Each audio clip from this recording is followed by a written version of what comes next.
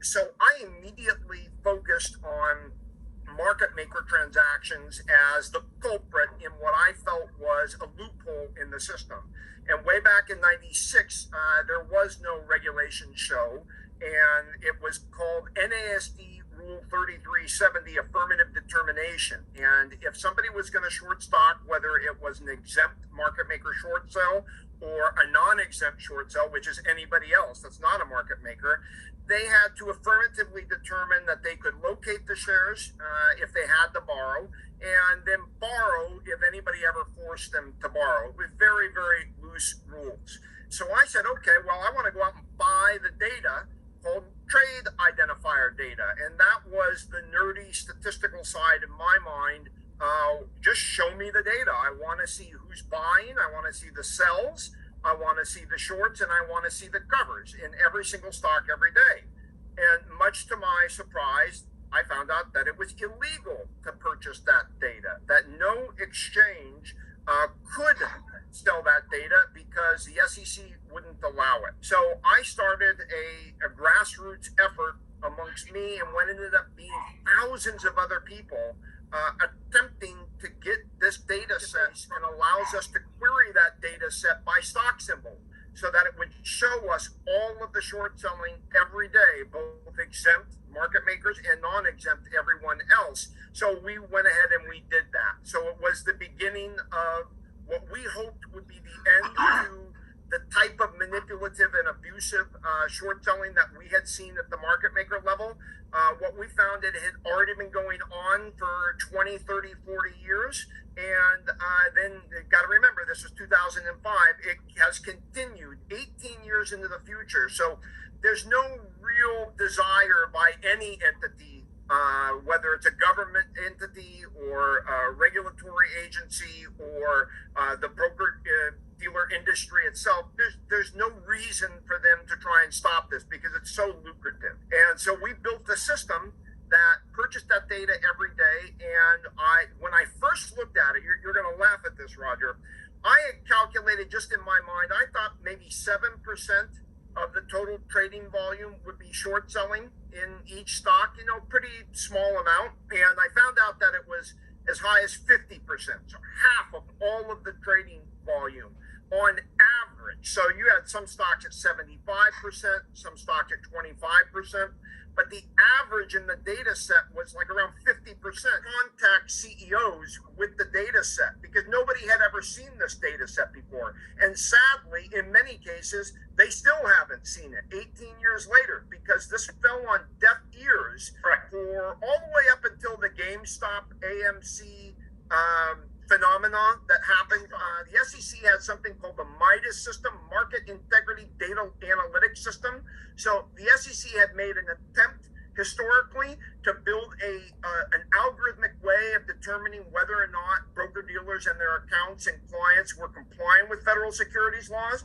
What's interesting is the CAT database has been built for 8 years now, and at the cost of approximately $1 billion. And not a single shred of data has gone into that system yet because SIFMA, the lobbying organization on behalf of Wall Street, has just continually gotten the government to kick that can down the road and make it to where they haven't had to feed that data into that pipe yet.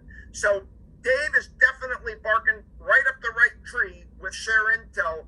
The government was even attempting to do that, but because they've failed to complete that process due to the pressure put on by powerful lobbying organizations, it's required that civilians do this type of surveillance. That's why Dave and I work so closely together, because there's no other way to do this. Right. Well, I mean, first of all, thank you to both of you for actually doing this. And I think this is what we're seeing with retail investors as well. It's individuals that are saying, look, we're going to have to do something ourselves because we can't be waiting for the authorities or for the actual exchanges themselves. In October of '08, when Lehman Brothers was dropping like a rock every day, Dick Fuld was in front of Congress screaming at the top of his lungs that the naked short sellers are going to put Lehman out of business. And I found that incredibly ironic because Lehman's market-making operations had automated this process, and so have all of the other 299 broker dealers that are registered market makers. This is a fully automated process. There's no human beings involved. It's 7 servers in a room underground.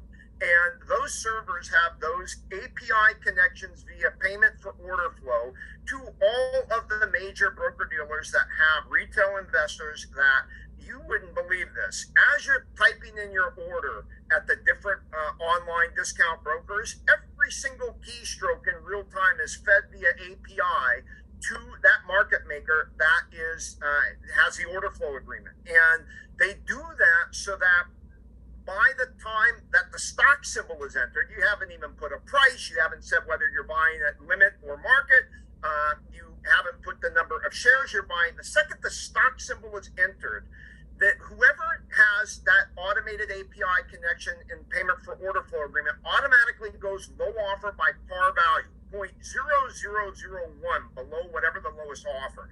And that's so that market maker can comply with Reg NMS, which is the best execution rules in the United States. So that short selling market maker that's low offer by 0.0001 is complying with federal securities laws for being the best execution price. But what people don't understand is it's a double-edged sword. By getting that 0.0001 better price execution, you've just fed your buy order to a market maker that shorted you, and it absorbs your buying power like a sponge. And think of how price is determined. Price goes up if you eat through low offers. Offers go away, they go higher, price goes up.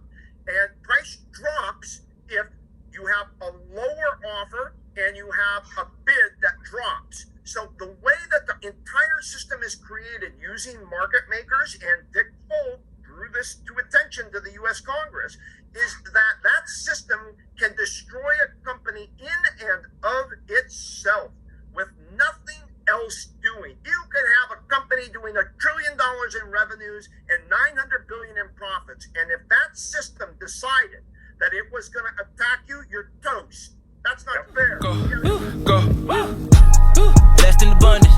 Look who raised from the dungeon. Still come through in the clutch.